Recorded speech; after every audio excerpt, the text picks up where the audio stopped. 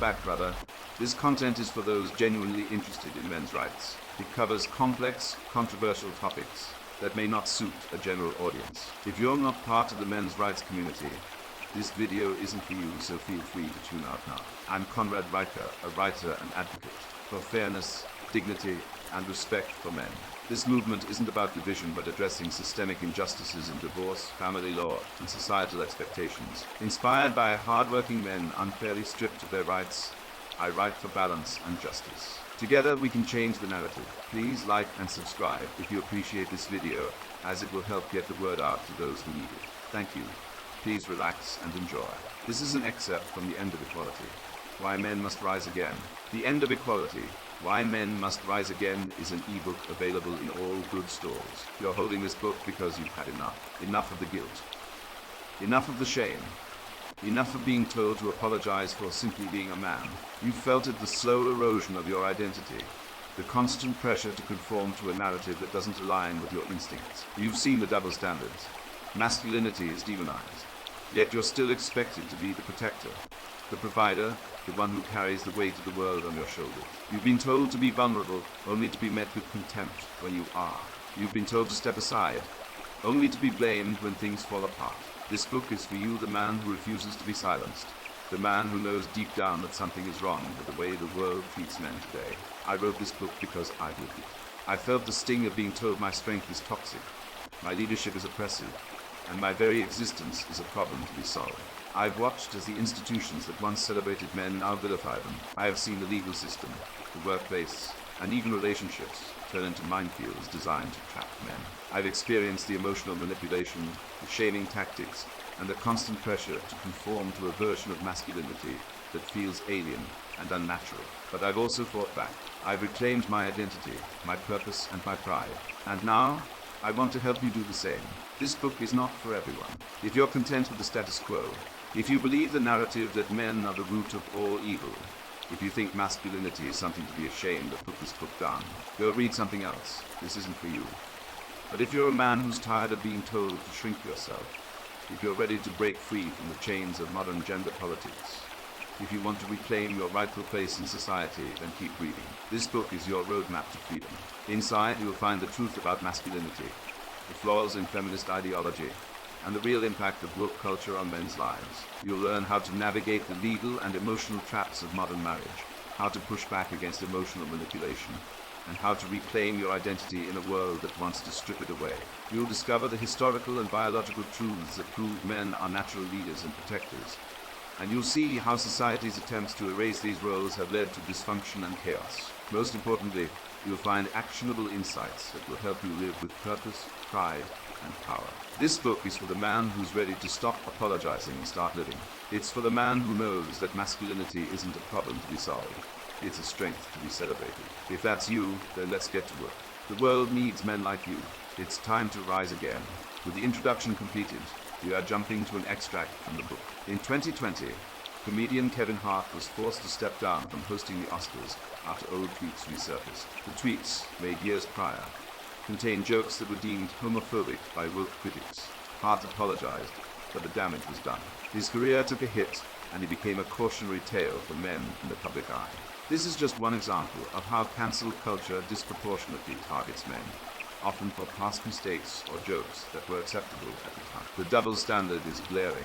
Women in similar positions rarely face the same level of scrutiny or consequences. This isn't about defending bad behavior. It's about recognizing the uneven application of justice. Men are held to an impossible standard, where any misstep can lead to professional ruin. The psychological impact of being cancelled is devastating.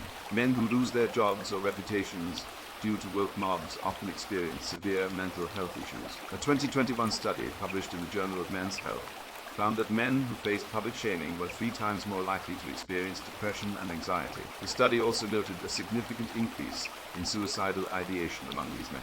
This isn't just about hurt feelings, it's about lives being destroyed.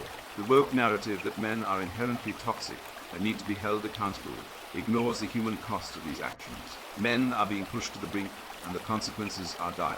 Woke education policies are another area where men are being systematically marginalized. In many schools, boys are discouraged from pursuing STEM fields, because these subjects are seen as masculine and therefore problematic. A 2019 report by the National Center for Education Statistics found that male enrollment in STEM programs has declined by 15% over the past decade. This isn't just a coincidence. It's a direct result of policies that prioritize gender equity over merit. The message is clear. Men are not welcome in certain fields. This is not only unfair but also detrimental to society. We need men in STEM, in leadership roles and in positions of influence. The woke agenda is pushing men out, and we are all worse off for it. Male-dominated industries like construction and manufacturing are also feeling the effects of woke policies. Companies are being pressured to hire more women, even when qualified male candidates are available. This isn't about equality, it's about quotas. A 2020 survey by the Construction Industry Institute found that 60% of men in the industry felt that they were being passed over for promotions in favor of less qualified women.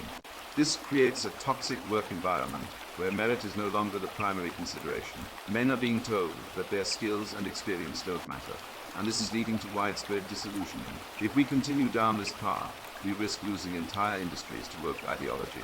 Woke media plays a significant role in perpetuating negative stereotypes of men. From TV shows to news outlets, men are often portrayed as bumbling idiots or dangerous predators. This narrative is not only false, but also harmful.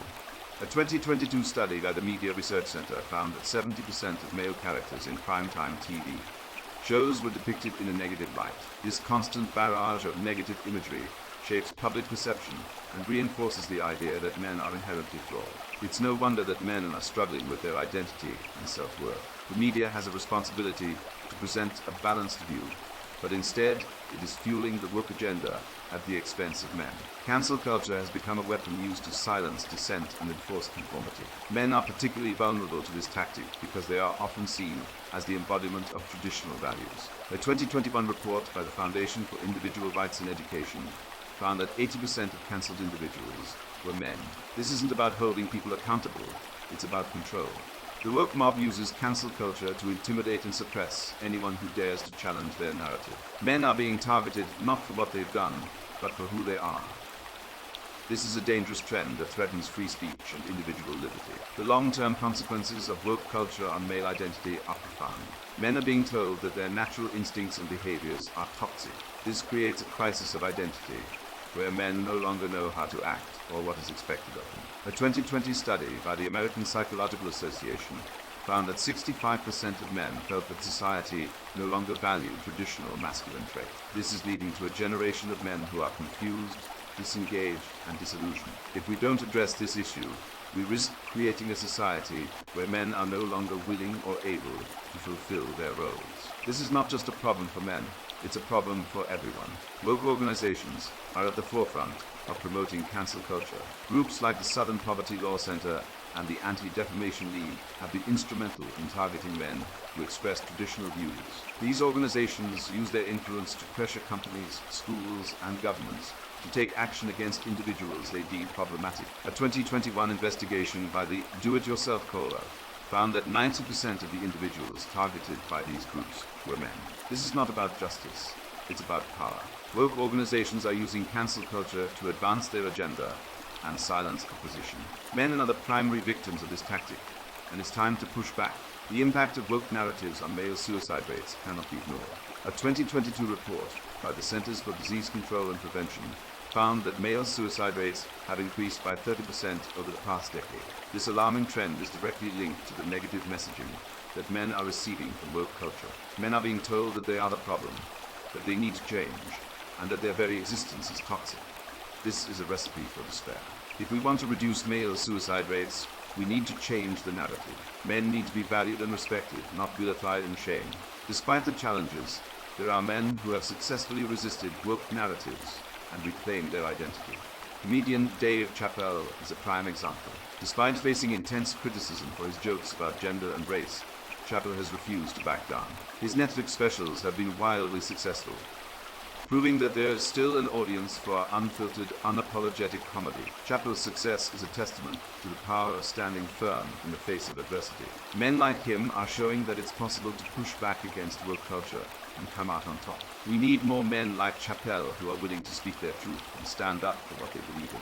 The stories of men who have been falsely accused are heartbreaking. Take the case of Brian Banks, a high school football star who was falsely accused of rape. Banks spent 5 years in prison before being exonerated.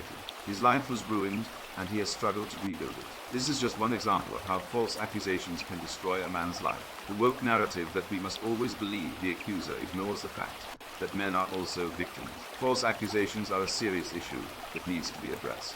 We cannot allow innocent men to be sacrificed on the altar of woke ideology. It's time for men to stand up against woke culture and reclaim their rightful place in society. We cannot allow ourselves to be silenced or marginalized. Men have always been the backbone of civilization, and we cannot afford to lose that. We need to push back against the woke agenda and demand fairness and equality. This isn't about being anti-women or anti-progress.